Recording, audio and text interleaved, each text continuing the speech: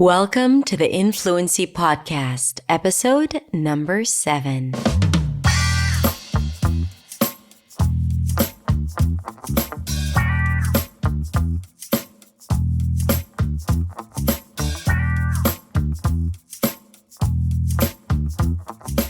Hey, how are you doing? I hope you're having a beautiful day whenever you are listening to this podcast. I'm Hadar, and today I want to talk about the 13 things that I have learned as a teacher, as a coach, and as a person of English, if I can say that. This is for you to listen to if you are, of course, an English teacher and you want to learn from my experience. I've been doing this for 10 years. Over 10 years, but who's counting? And you want to learn from my experience and my insights. But also it's for you if you are an English speaker or an English learner and you want to learn from my students' journey. Because everything that I've learned from my students and I understood their needs, and I'm sure there is something there for you as well, so you have a better understanding of what you need as a learner and as a speaker of English. And I want to start off by saying that teaching has been the most gratifying things I've ever experienced in my life. It's not always easy. It hasn't been always easy, especially when I used to teach like 8 hours a day, every single day. And sometimes I would teach the same lesson in one day. So I would repeat the same explanations 8 times a day. And I felt like a robot or a machine. But at the end of the day, these were the tricky parts. But at the end of the day, I felt that no matter what I was teaching, every time I was teaching a student, I have learned something new myself, whether it was by explaining it differently or discovering new ways to say something or learning about how what I'm teaching is clear or unclear simply by their responses and questions that they ask. So I felt like I'm constantly learning. I say I felt because these days I teach less one-on-one. Actually, I don't teach one-on-one students at all unless I coach someone to prepare for a TED Talk or something like that, or a big presentation. But even that, I just said no to coaching an actor on set for a very important TV series. It's just because I am more focused on creating content and teaching my community and you things about teaching English or about learning English and speaking English with clarity and confidence. So this is why I decided to shift from the one-on-one coaching. But even in my podcast episodes and videos, I teach you things that I've learned through teaching for over 10 years. And in this episode, I want to summarize those 10 years because I do remember that I started my business. I started teaching in 2009, but I think it was the end of 2009, and now it's the end of 2019 when I'm recording this episode. It was the end of 2009 when I had quit my job and decided to focus solely on my business and only teach for a living.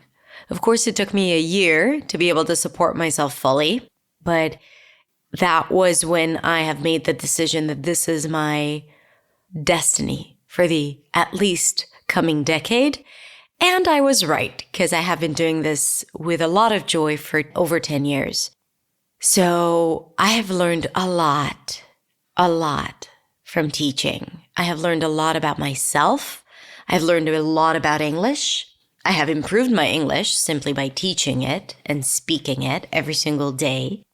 And a lot about what people need and how it's different from what I thought that they need, which is always interesting because I think a good teacher teaches what their students need to learn and hear, not what they think they should learn and know.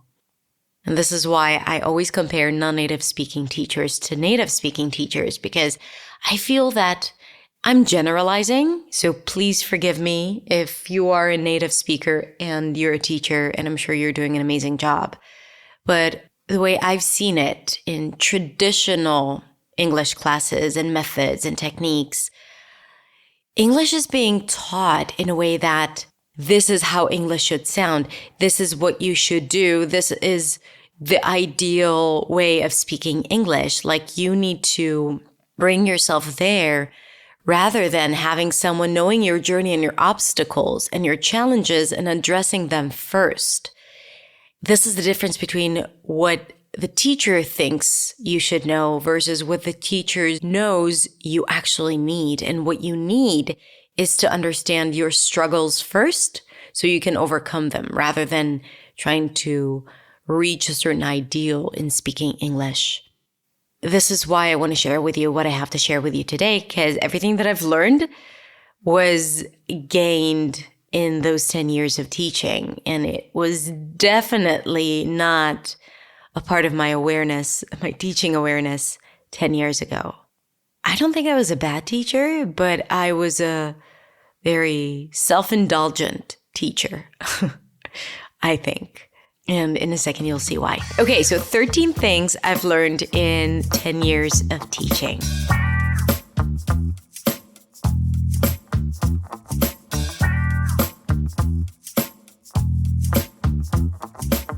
The first thing is being flexible.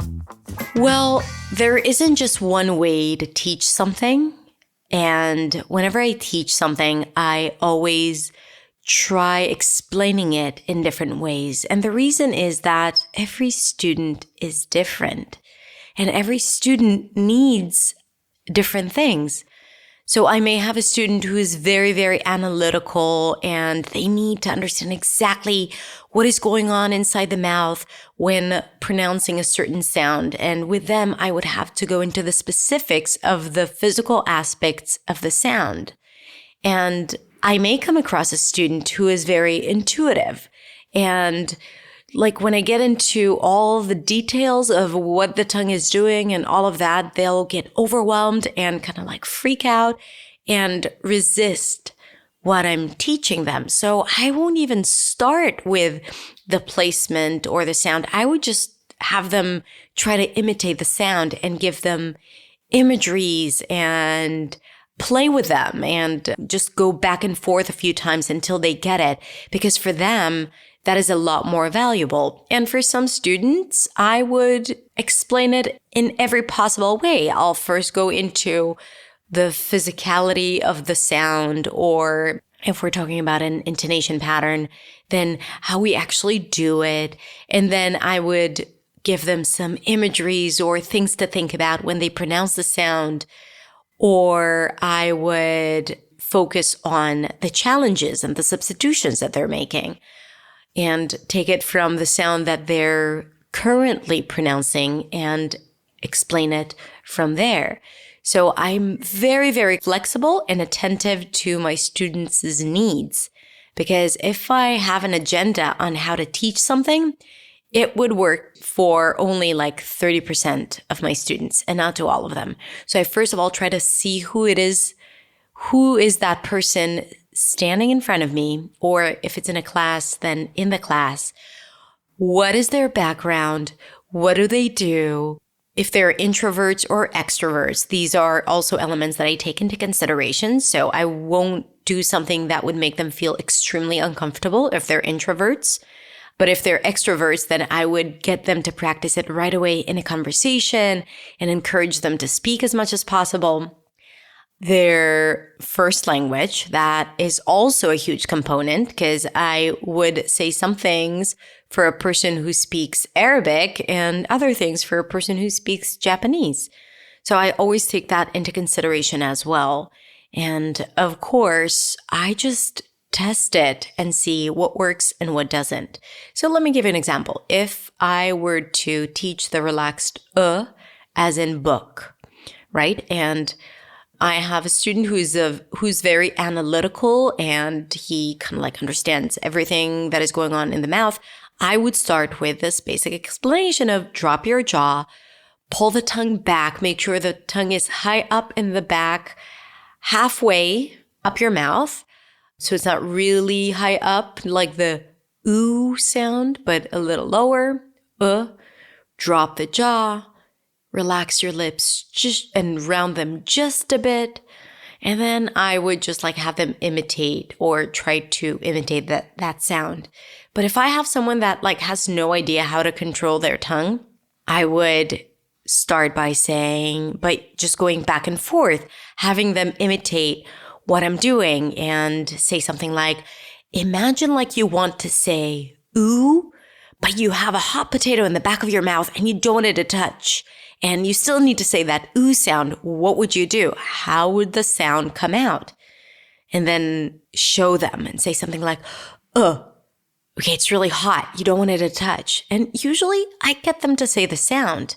And the minute I get them to say the sound one time, I can make it happen again and they can make it happen again.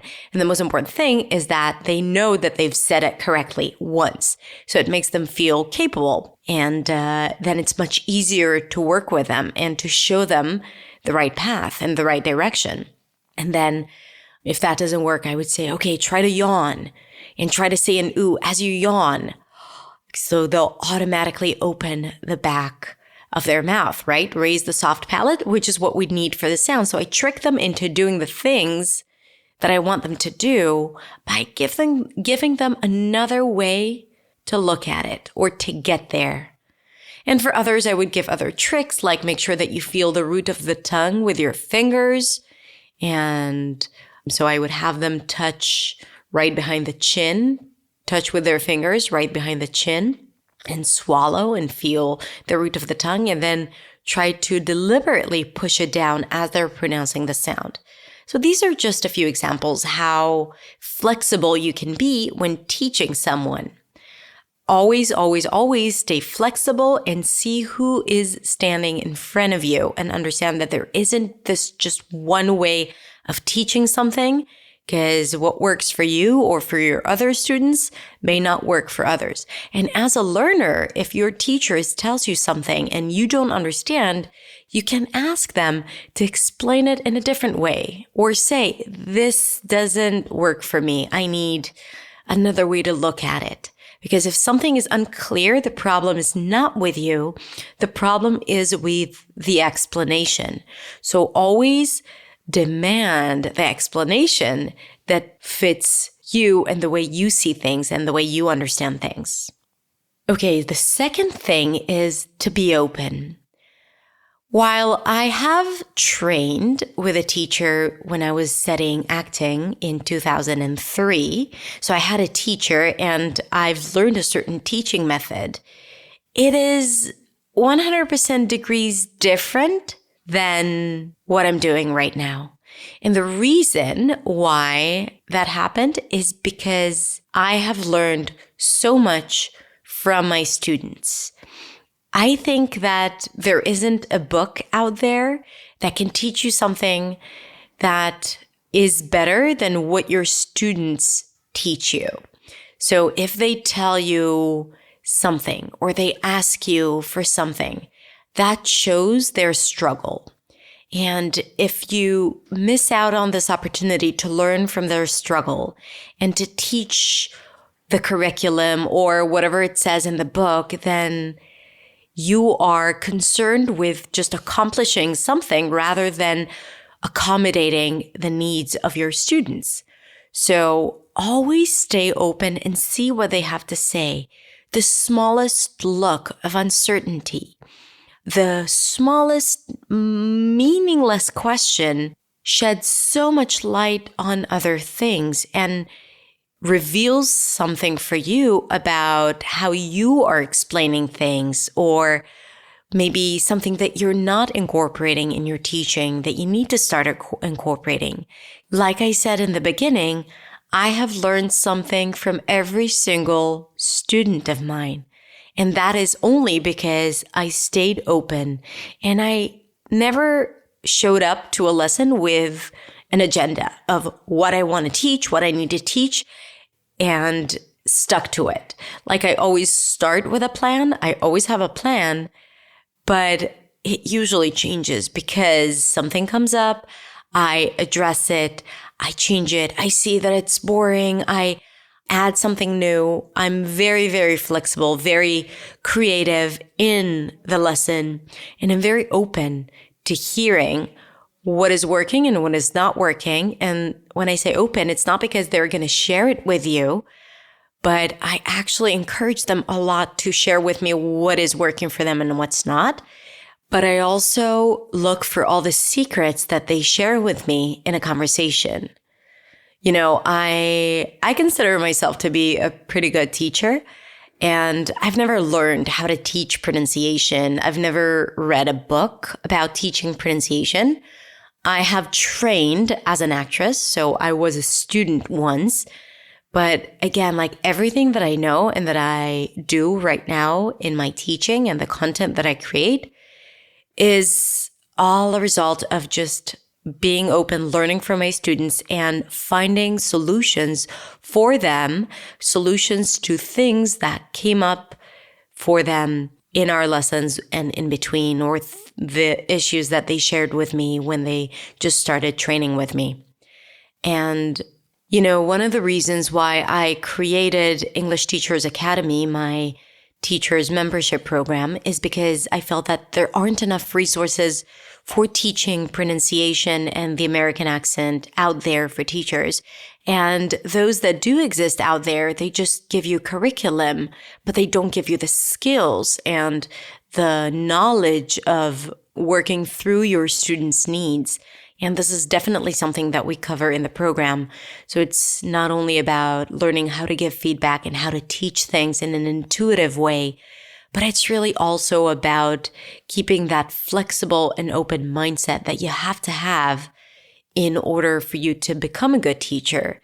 And I know that you have to be very confident in what you do in order to stay open, because it's a lot easier when you have those guidelines and anchors that you work with, and it's hard to shift from them because that will require you to improvise. But when you improvise, you learn. And I think this is the most valuable lesson that I can share with you, that you need to stay vulnerable and to be open to change when needed. The third thing that I've learned as a teacher is that clear is better than accurate. The purpose of my teaching and my coaching is not to get them to speak with a perfect accent, but to be clear. So if something doesn't work for someone, I find shortcuts to get them to sound clear with the least amount of effort. I'm not trying to make them sound like the perfect American speaker. I'm not trying to get them to lose their accent, and I communicate it really openly. Like, I don't think you need to lose your accent. We need to set realistic expectations. I mean, yes, with my students who are actors who are working and auditioning for American roles, then yes, I'll be super picky and choosy and work on all the nuances and the sounds and intonation, rhythm, stress, all of that perfectly, super accurately, no shortcuts. But for most people, it doesn't need to be perfect. So, for example, let's say that I'll give you a real example. I used to have a student, an Israeli student, that really struggled with the R, with the American R. And while I had massive success with getting people to pronounce the American R, for him, it was extremely difficult. Like, I just couldn't get him to pronounce the sound. And I listened to him and I recognized that the sound, which is the Israeli R, was preventing him from sounding clear in some positions. And in other positions, it wasn't really a big deal. Now, let me give you a little background on the American R. There are two different R's in American English, not just American, in English. The strong R that appears before a vowel, and the soft R that appears after a vowel, usually before a consonant or at the end of the word. For example, a strong R would be red or around, and the soft R would be car and girl. So that student used to say red and around, or car and girl. Now notice what happened to the Israeli R when I pronounce it. When it was in a strong position, it was really dominant, red, around, versus car. So that student used to practically drop the R at the end. Now, he didn't really drop it. It was just like this slight friction in the back of the throat, car. Now, to me, when listening to him, the word was still clear because, for example, in British English, the R drops and you'll hear something like car instead of car.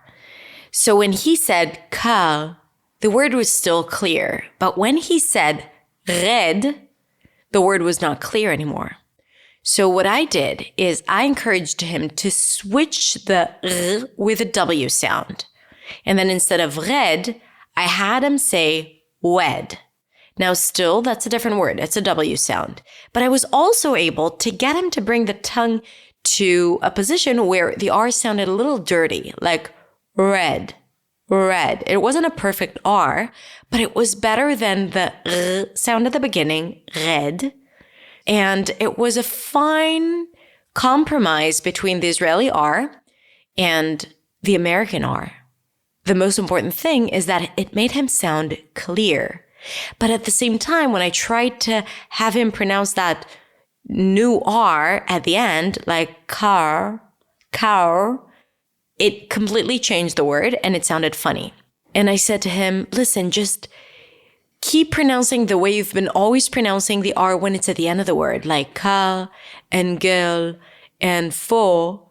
Okay, don't make that unique new sound that we created. But when it's at the beginning of a word, we do need to find a nice compromise between what you're doing and what we want you to do with the target sound. So he started incorporating that funny W. We called it a funny W because it wasn't a W and it wasn't an R when it's at the beginning.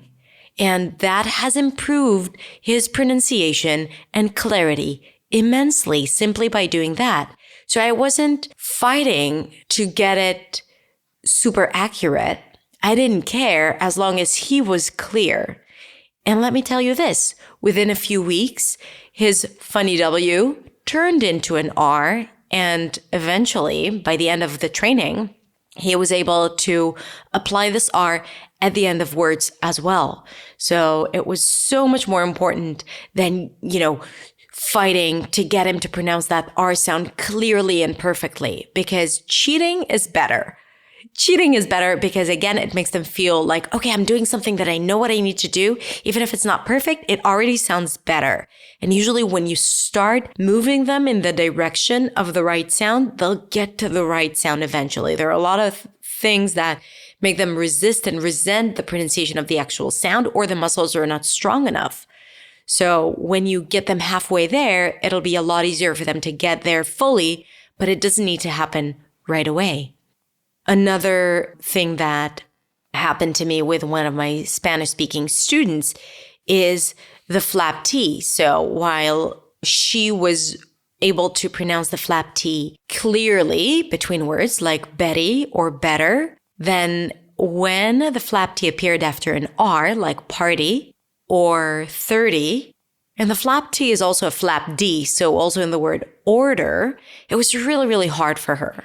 So I said, instead of making it 100% accurate and making her super frustrated, I said, just put a very light D there and say something like party. So true, it's not party. It's not that R sound, but it's close enough. And something about that combination makes it sound totally fine and unnoticeable. And it's a way to cheat to get her to sound clear, to make her feel accomplished. It's a win-win situation rather than fighting for making it 100% accurate, because who cares about making it sound perfectly American? I mean, some people care, I know it, but when my students are so obsessed with it, I really tried to dive deep and explore why it's so important for them to sound all American. And usually, the root for this belief or that need is another limiting belief that they feel that if they don't sound American, people won't listen to them or people will think they're stupid. So it's much more important for me to tackle this limiting belief than to get them what they want, but still, not really helping them transform. Because even if they solve this issue, that fear or need or belief is still there. Let me give you a slightly different example. When I talk about the T, then I don't know if you know this, but when the T appears after an N, it is often dropped. It really depends on the word and how fast the speaker speaks, but in American English, people tend to drop it like 20 instead of 20, or wanted instead of wanted, interview instead of interview. And when I teach this, sometimes I get a lot of resistance from my students. They'll be like, ugh, sounds funny. They'll say interview, ugh, or international, ugh. They'll make that face. So for some, I feel that the more they say it, they're like, oh yeah, that's how you say it. So cool. And then they'll want to practice more words. But for others, they'll feel extremely awkward dropping that T. Now, since it's something that happens sometimes and by some speakers, and it really depends on how fast they speak, then I don't insist on that. I tell them, if that feels weird to you, then you don't have to apply it. It's not a must. It's more important for me that you feel confident and comfortable, because it's still clear if you're saying interview or interview, documentary or documentary. I mean, the result is still the same. So if you are good with saying the word clearly, I am good with you keeping the T. So I don't insist on something just because that's how it is in the American accent. If it works well for the students and if I can listen to him or her and say, sounds good, then again, it's a win-win situation. And at the end of the day, that's what I want. I want to find the perfect balance between making them feel confident and proud and accomplished and being able to say, hey, this sounds clear to me. You're going to be able to get your message across perfectly. Let's move on to number 4. Number 4 is they don't need to know everything. When I first started out, I was so excited about this material, and I also had gone to the university and learned linguistics and phonetics and phonology, and I had all this information and theory behind everything that I was teaching, and I wanted to share everything. So I would go on and on and on about the theory behind the sounds and allophones and phonemes and use all these fancy words, and the lesson would go by and I'd be like, oh, they haven't been practicing much. Or ask them, so what do you remember from this lesson? And they'd be like, flap T, like 5% of everything that I was talking about, because it wasn't relevant for them. They don't need to know everything. So I don't need to bombard them with all the scripts and all the nuances and all the theory behind it. I learned that I need to give them only what they need and what they ask for. So sometimes I would think that a certain student doesn't need to learn this or that, but then they'll be like, what about that aspirated P? I really want to learn more about that. Then I'd be like, okay, they're aware of it. I'll teach them that.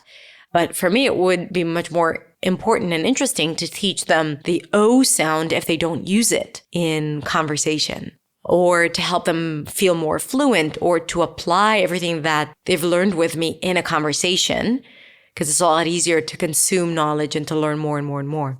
So I decided that I don't need to teach them everything that I know. And when I explain something, I don't explain everything about it. I just explain what they need to know. And the words that I choose are words that will push them to take action and to do something differently, to transform the way they do something right now, whether it's pronunciation or how often they speak English in their day-to-day life. If I want them to take action more, I don't give them the whole spiel about you need to do this, and that, blah, blah, blah, blah. But I would just tell them, this is what you need to do this week. This will get your result. Come back next week and report back to me what you've done. I really focus on telling them what they need to know. People zone out anyway, about half of the time. So I really want to be precise and concise and efficient. I want the lessons to be efficient. Number 5 is be honest and vulnerable. You know how many times it has happened to me where a student would ask me something and I'd have no answer? A million times, especially at the beginning. And at the beginning, I was still uncomfortable with the fact that I'm a non-native speaker. And I suffered from the imposter syndrome, which I'm going to talk about soon in this podcast.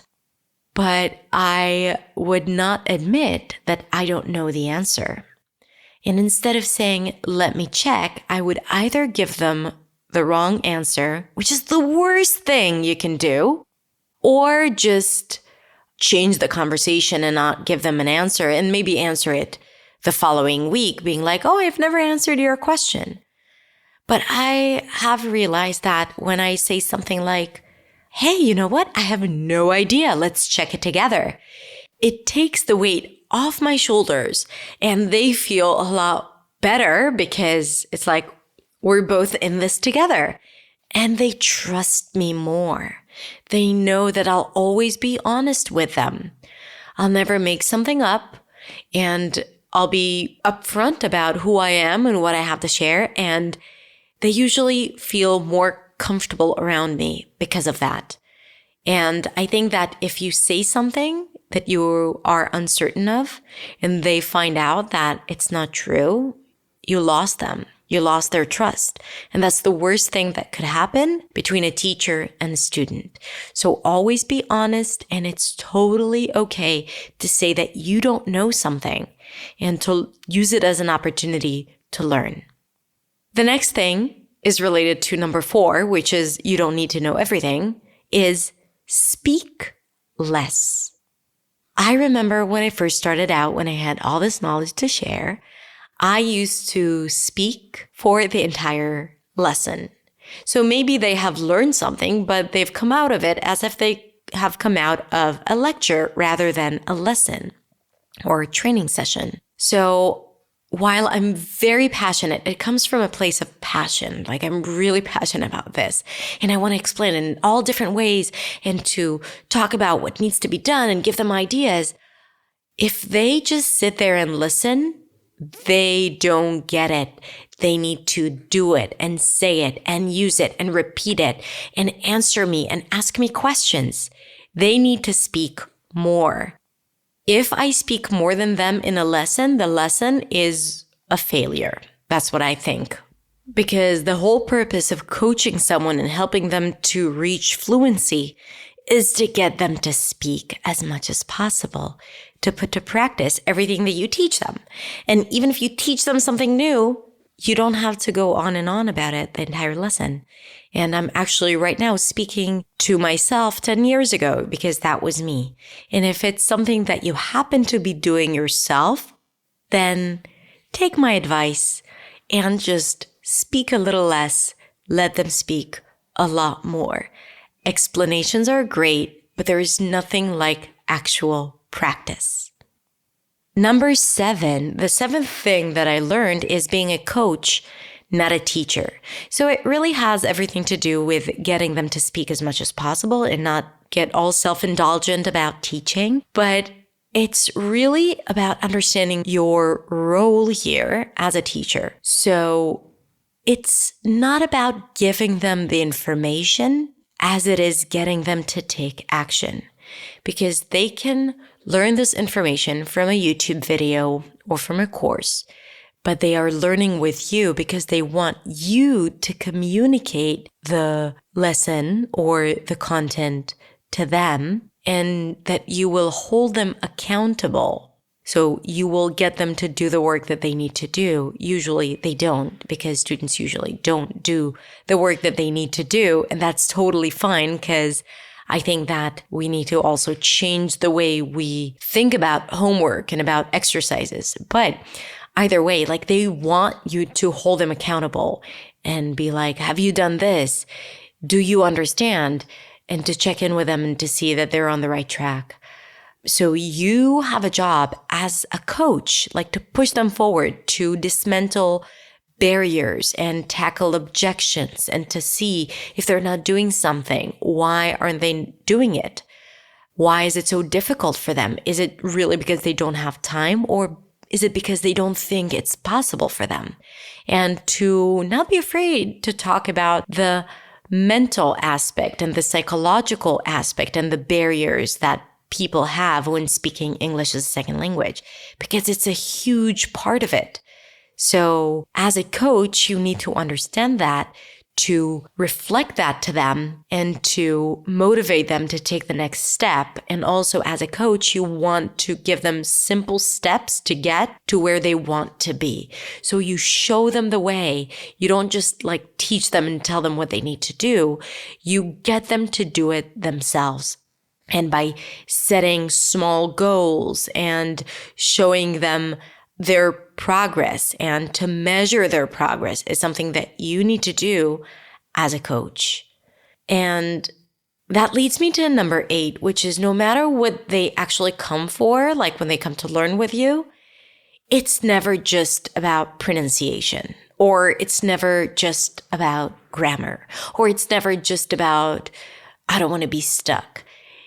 It's really about being the person that they are in a second language. It's about how they define themselves. It's about their self-worth. And you need to see that.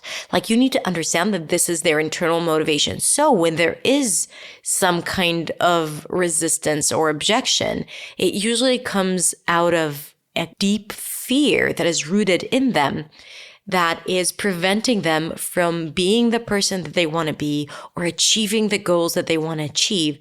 And that goal is not necessarily speak English fluently, but it's really accomplishing and fulfilling their dreams, living the life that they want to be, feeling worthy. And I think that understanding that can help you support them fully and not just like, give them what they think they want. You actually give them what they really, really need. And number 9, the 9th thing that I've learned is that even if I can't make it, I can still teach it and coach them to make it. I'm going to give you an example that is a bit more advanced, but then I'm going to show you how you can use it. So I have worked with a lot of actors in the past. And when I show them how they need to break down a certain sentence, sometimes if I read it the first time, it is challenging for me. Like I may get stuck or say something or like expect them to do something that for me without enough practice would be impossible. Like I would need to say it quite a few times again and again and again to have that flow. Again, this is not my native tongue. So things that are super challenging, I would need to practice. And when I see a text and I try to explain to them what they need to do with it, I give them the direction and I break it into small pieces that are possible for me. And I say, this is what you need to do. What do you want to Let's say if it's a part of a longer sentence and that part is not super smooth, I'm not going to say the long sentence because it would be challenging for me, but I still know what I want them to do. So I break it down. I say the small sentence or the small part of the sentence and have them repeat it with me a few times, and then we say it together. So I never say to myself, hey, I can't say it. I'm not going to ask them to do it, or I'm not going to demand them to do it because I can't say it. I just do whatever I can and tell them what I'm expecting them to do. And I always compare it to a basketball coach, right? Like a basketball coach doesn't need to be the perfect basketball player. They need to know what their player or their athlete needs to do, or how to get them to maximize their potential. So I see my actor in front of me, let's say in that specific situation, or the student in front of me, and I know what they can do, and I push them in that direction even if I can't make it. And the reason why I'm telling you this is because you may be a non-native speaker, and you're also an English teacher, and you may have an accent. Whether it's a thick accent or a slight accent, you may have an accent and you may feel self-conscious about it. And like, you can't teach pronunciation because you yourself have an accent. Well, it's crap, because you still know where you want your student to be. And remember, clear and simple is better than accurate. So you can push them in that direction even if you can't do it without sufficient practice. Okay? So remember, even if you can't make it, you can still teach them and coach them. The 10th thing that I've learned, it's more of a philosophical thought, is that I'm the translator of knowledge. So I need to speak in a language that they understand. My job is to simplify English for them, to simplify pronunciation, to simplify grammar, to simplify their struggles. And I can take a really complicated idea, and my job is to translate it for them. So I'm not talking about translating it into their native tongue. Of course, I only speak in English in my lessons, but I need to translate the idea into something feasible, tangible, comprehensible for them. So of course, it's related to, like the first thing, flexibility, like what is the best way to teach that particular student? But also I need to understand that I can't just take the knowledge that I know and say it just like that. I need to find a way to simplify it and to translate into words that my student will understand. So I'm the translator of knowledge. I like that. Number 11 is I am enough. Being a non-native speaker, I have suffered a lot from the feeling that I'm not enough and the feeling of being a fraud. Because they'll find out that I don't know everything, or that I still have an accent in some situations.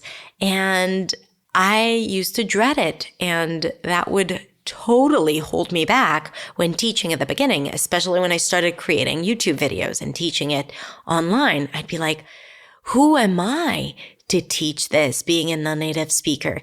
Who am I to talk about this, and that, as I'm not super fluent or expressive? And sometimes even in Hebrew, I feel that like I get stuck a lot trying to explain something. I don't have that flow that so many other people and speakers have. So I used to deal with that quite a lot. I think I already talked about it, about the imposter syndrome, and I have an episode coming up about the imposter syndrome in about a week or two, which I definitely think you should listen to, because it's something that most of us experience, and especially as non-native speakers, especially as teachers of English who are also non-native speakers. So I have come to learn that I am enough. The reason why people learn with me is not because I'm, the best English speaker out there in the world. It's because there is something about me that makes it easier for them to learn. I know how to deliver the message for them, and this is why they stay with me. I make it possible for them. I communicate the message well for them, and they like me. And they feel good about themselves when they're around me, even if I'm not perfect. So I am enough. I don't need to be a native speaker. I don't have to have a degree in linguistics or English literature. I don't need to have a degree in English teaching. I am enough. And you are too. Number 12 is I need to know my worth as a teacher, because teaching is your job and you have to put a price tag on it. When I first started out, I was charging very little for my services. And back then it was totally fine because I was just starting out and I was building up my confidence as a teacher. But as I started to get more and more students and there was more demand, I realized that it was really hard for me to raise my prices. I started saying, well, my students, they don't have a lot of money. They can't afford it.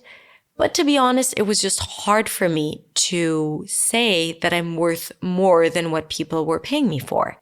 And to say, hey, this is my new price. This is what I'm asking for my time and my services was really, really hard for me. And this is relevant not just for one-on-one teachers coaching students, but also to teachers who teach in an institution, language institution or a school, and you feel that you need to get paid more. So you have to know your worth as a teacher and what you're giving. Of course, you need to put in a lot of work into it and to invest in your students. But if you do, and you feel that you deserve more compensation, you need to ask for it and to demand it. And if someone is not willing to pay you the price that you're asking for, that's okay. Not everyone needs to be your student, but there is a point in time where you need to know your worth and to do what you're doing with love and joy and passion, but also get paid well for it. Number 13, and the last thing that I've learned, actually, I probably have like a billion more, but we'll end with 13.